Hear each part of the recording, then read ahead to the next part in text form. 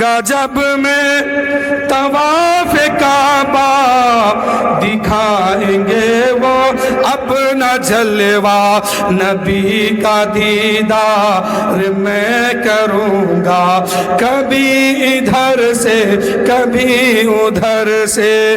اور آخری شعر سماعت فرمائے پھر اس کے بعد میری تقریر شروع ہوگی کہ حبیب داور شفیع محشر پلائیں گے جب وہ آب کوثر. اے لوگوں جب میدان محشر قائم ہوگا سب نفسی نفسی کے عالم میں ہوں گے. اسی عالم میں ایسے ہی عالم میں میرے نبی اپنے ہاتھ سے کوثر کا جام بھر بھر کے اپنی امت کو پلائیں گے.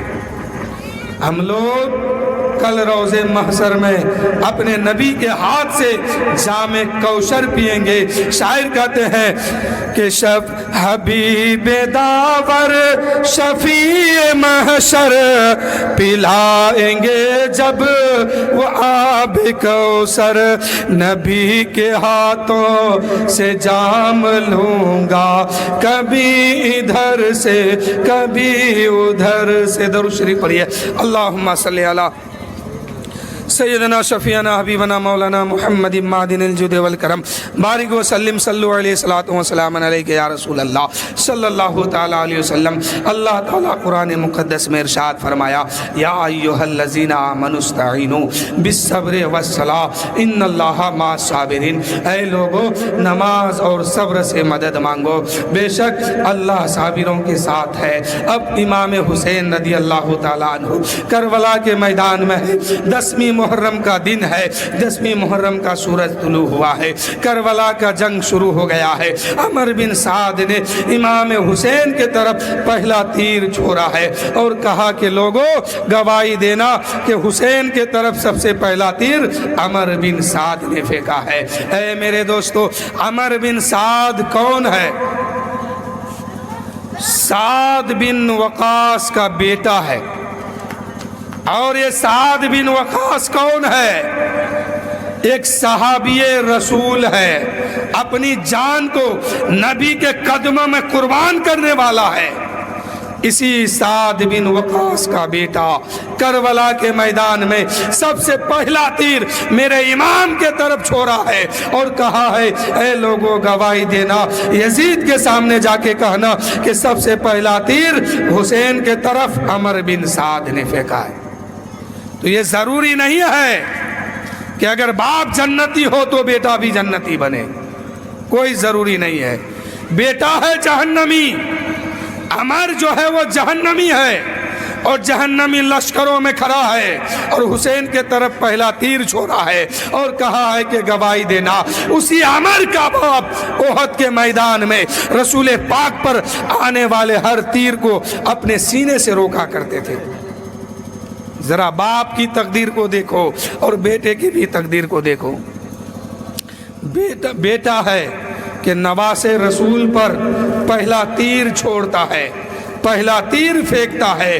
اسی عمر کا باپ میدان احد میں رسول پاک پر ہر تیر آنے والے تیر کو اپنے سینے سے روکا کرتے ہیں اور دشمنوں کے مقابلے میں تیر چلاتے ہیں. آقا کریم فرماتے ہیں اے سعد بن وقاص دشمنوں کے مقابلے میں تیر چلاؤ. تو یہ ضروری نہیں ہے کہ اگر بیٹا جنتی ہے تو باپ بھی جنتی ہو یا باپ جنتی ہے تو بیٹا بھی جنتی ہو. نہیں. جب نبی کے گھر میں کفر جنم لے سکتا ہے تو یہ امتی کیا ہے؟ یہ ایک نبی حضرت نوح علیہ السلام ہے. ان کے گھر میں کنان جیسا بیٹا پیدا ہوا. کنان کیا تھا؟ دشمن نبی تھا. یہ غدار نبی تھا. کفار و مشرکین میں شامل تھا. حضرت نوح علیہ السلام نے جب کشتی بنائی اور بنانے کے بعد لوگوں نے کہا اے نوح یہ کشتی کہاں پہ چلاؤ گے؟ حضرت نوح علیہ السلام نے فرمایا ایک طوفان آئے گا ایک پانی آئے گا جو پوری دنیا اس میں غرق ہو جائے گی. میں صرف اس کشتی کو لے کے بچ جاؤں گا. اور اس میں سوار ہونے والے ساری چیزیں بچ جائے گی، باقی لوگ فنا ہو جائیں گے۔ حضرت نوح علیہ السلام کا بیٹا کنعان ہے، اس نے مذاق اڑائی اور کہا کہ یہ پاگل ہو گیا ہے، کشتی کہاں تیرا آئے گا، پانی تو ہے نہیں، کشتی یہ ریت پہ لے کے اڑیں گے۔ کنعان جو ہے مذاق اڑایا۔ اللہ نے انصاف فرمایا اور طوفان نوح آیا، زمین سے پانی نکلنے لگا، آسمان سے پانی گرنے لگا، اب وہ لوگ طوفان نوح میں غرق ہونے لگا۔ حضرت نوح علیہ السلام اپنے ماننے والوں کو اس کشتی میں سوار کر لیا۔ جب کشتی بن رہی تھی تو ایک ضعیفہ نوح علیہ السلام سے آ کے کہی تھی، اے میرے آقا نوح، آپ یہ کشتی بناتے ہیں کیا ہوگا؟ وہ ضعیفہ کہنے لگی، اے نوح کشتی بناتے ہیں کیا ہوگا؟ حضرت نوح علیہ السلام نے فرمایا تھا کہ اے ضعیفہ، ایک طوفان نوح آئے گا جو پوری دنیا غرق ہو جائے گی اور اس کشتی میں بیٹھنے والے لوگ بچ جائیں گے۔ وہ ضعیفہ کہنے لگی، اے بیٹا جب وہ دن آئے گا تو مجھے بھی کشتی میں سوار کر لینا۔ کشتی بن رہی ہے، 1,24,000 تخت اس میں لگا، کشتی مکمل نہ ہوئی اور ضعیفہ بار بار آگے کہہ رہی ہے کہ اے میرے نبی مجھے بھی اس میں سوار کر لینا۔ حضرت نوح علیہ السلام کہنے لگے، ہاں میں تجھے سوار ضرور کروں گا۔ 1,24,000 تخت اس میں لگا، کشتی مکمل نہ ہوئی۔ اللہ نے حکم دیا، اے نوح 4 تخت اور لگاؤ، 4 صحابی کے نام پر، 4 صحابی کے نام پر 4 تخت اور لگاؤ، تب جا کے تمہاری کشتی مکمل ہوگی۔ حضرت نوح علیہ السلام نے عرض کی، مولا وہ کشتی میں 4 تخت جو ہم اور لگائیں گے اس میں نام کن کا ہوگا؟ اللہ تعالیٰ نے فرمایا، ایک تخت پر لکھو ابو بکر صدیق، دوسرے تخت پر لکھو عمر فاروق، تیسرے تخت پہ لکھو عثمان غنی، چوتھے پہ لکھو علی مرتضیٰ مشکل کشا۔ حضرت نوح علیہ السلام نے فرمایا، اے پروردگار میں کشتی بھی بناؤں گا، یہ 4 تخت بھی لگاؤں گا، اس میں نام بھی لکھوں گا، لیکن میرے آقا اے پروردگار مجھے بتا دیا جائے کہ یہ 4 شخص کا نام جو ہے یہ کون ہے؟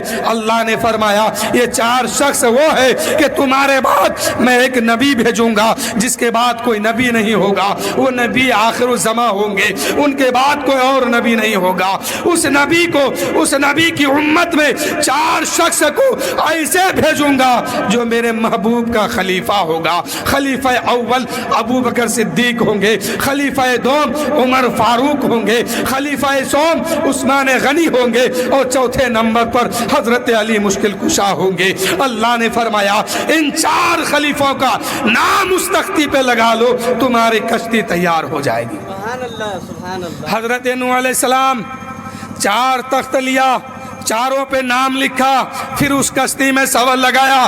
جب کشتی مکمل ہو گئی اللہ نے حکم دیا طوفان نوح کو، آسمان سے پانی گرنا شروع ہوا، زمین سے پانی ابلنا شروع ہوا، زمین اپنے اندر کی پانی کو باہر کر دیا، آسمان اپنے چھپے ہوئے پانی کو زمین پہ گرا دیا۔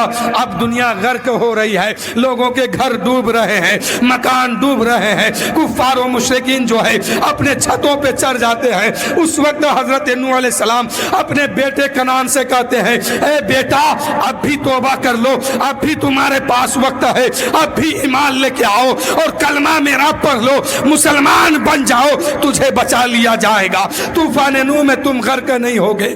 بیٹا کنعان نے کہا، اے میرے باپ جب آپ کے تو کشتی تیرنے لگے گی اس وقت ہم پہاڑ پہ چڑھ جائیں گے۔ حضرت نوح علیہ السلام نے اپنے کشتی پہ اپنے ماننے والوں کو سوار کیا ہے، اپنے ماننے والوں کو بیٹھایا ہے، چاہے عورت ہو، چاہے مرد ہو، چاہے بوڑھا ہو، چاہے بچے ہو، جو بھی نوح علیہ السلام کا کلمہ پڑھا تھا، جو بھی نوح علیہ السلام کو مانا تھا، حضرت نوح علیہ السلام نے ان لوگوں کو کشتی میں سوار کر لیا۔ اب حضرت نوح علیہ السلام جانوروں کے جوڑوں کو اس میں بیٹھانا شروع کیا۔ جتنے جانور دنیا میں ہے ہر جانور کو اس کشتی میں سوار کیا، جتنے درخت ہیں، پیڑ ہیں، پودے ہیں، یعنی جتنی مخلوق ابھی دنیا میں موجود ہے سب کو اس کشتی پہ سوار کر لیا۔ زمین پہ رہنے والے ہر مخلوق کو اس کشتی میں رکھا اور پانی بڑھنے لگا۔ کنعان جو ہے، نوح علیہ السلام کا بیٹا جو ہے، ایک پیڑ کے اوپر چڑھ گیا۔ پانی جب وہاں تک پہنچا کنعان ڈوبنے لگا، ڈوبتے ڈوبتے پہاڑ پہ چڑھا، پانی اور بڑھنے لگا۔ جب پوری دنیا ڈوب چکی تو کنعان ڈوب رہا تھا، تو کنعان جب ڈوب رہا تھا تو اپنے باپ کو آواز دیا، اے میرے باپ مجھے بچا لو، میں تیرا بیٹا ہوں۔ اللہ کی بارگاہ میں نوح علیہ السلام نے فرمایا، نوح علیہ السلام نے عرض کی، اے پروردگار کنعان میرا بیٹا ہے، میں اسے بچانا چاہتا ہوں۔ اللہ نے فرمایا، اے نوح خبردار، اگر تو نوح خبردار، اگر تو کنعان کو بچائے گا تو تمہارے کشتی کو غرق کر دوں گا، تمہارے کشتی ڈوب جائے گی۔ خبردار کنعان کو مت بچانا، وہ بیٹا تمہارا ہے لیکن ایمان نہیں ہے اس کے پاس، تیرا کلمہ نہیں پڑھا ہے، تیرا تجھ پہ یقین نہیں کیا ہے، تیری بات کو نہیں مانا ہے، وہ مسلمان نہیں ہے، تیرے کہنے پہ نہیں چلا ہے، وہ کفر پر ہے، اور کفر اگر اس کشتی پہ سوار کر لوگے تمہاری بھی کشتی کو غرق کر دیا جائے گا۔ خبردار اپنے بیٹے کو اس کشتی میں مت سوار کرنا۔ میرے دوستو پتہ کیا چلا کہ اگر نبی کا گستاخ بیٹا ہو، نبی کا گستاخ بھائی ہو، نبی کا گستاخ برادر ہو، نبی کا گستاخ اور سماج کے لوگ ہو تو اسی نوح کے کشتی کے طرح اس کو بھی باہر نکال کے پھینک دو۔ اگر جنت میں جانا چاہتے ہو، کوئی نبی کا گستاخ ہو اس سے دوستی مت رکھو، اگر دوستی رکھو گے تو پھر وہی نوح علیہ السلام کا وہ واقعہ یاد کرو جب اللہ نے فرمایا تھا، اے نوح اگر تم اپنے بیٹے کنعان کو کشتی میں سوار کرو گے تمہارے کشتی کو ڈبا دیا جائے گا، اس لیے کہ کنعان تیرا بیٹا ضرور ہے، کنعان تیرا خون ضرور ہے لیکن وہ ایمان نہیں لایا ہے، اور جو بھی گستاخ نبی ہے اس کے پاس ایمان نہیں ہے، وہ کفر میں ہے، اور کفار سے دوستی نہیں کی جاتی ہے۔ اس لیے میرے دوستو کوئی بھی ایسے سماج میں لوگ ہو اس کو دل سے نکال کے پھینک دو، ورنہ کنعان کے طرح تم بھی ڈبا دیے جاؤ گے۔ اب نوح علیہ السلام اس کشتی کو لے کے چلے ہیں، پوری دنیا غرق ہو گئی ہے، جودی پہاڑ بچا تھا۔ دنیا میں صرف ایک پہاڑ جس کو جودی پہاڑ کہتے ہیں یہی پہاڑ بچا، باقی سب کچھ غرق ہو گیا، سب ڈوب گیا، کوئی انسان نہیں بچا۔ کچھ دن کے بعد کشتی تیرتے تیرتے